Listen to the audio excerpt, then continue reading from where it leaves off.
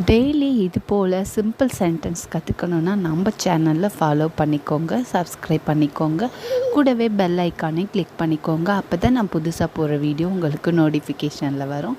இன்றைக்கி இந்த வார்த்தைக்கெல்லாம் இங்கிலீஷில் எப்படி சொல்கிறதுன்னு பார்க்கலாம்.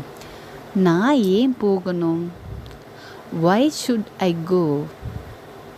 Why should I go? நான் ஏன் பேசணும்? Why should I speak? Why should I speak? நான் ஏன் செய்யணும்? Why should I do? Why should I do? நான் ஏன் வரணும்?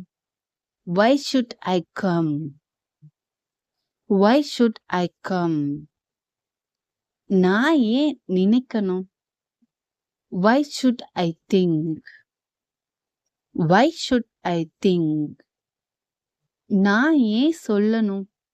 Why should I tell? Why should I tell? நான் ஏன் மன்னிப்பு கேட்கணும்? நான் ஏன் மன்னிப்பு கேட்கணும்? Why should I say sorry?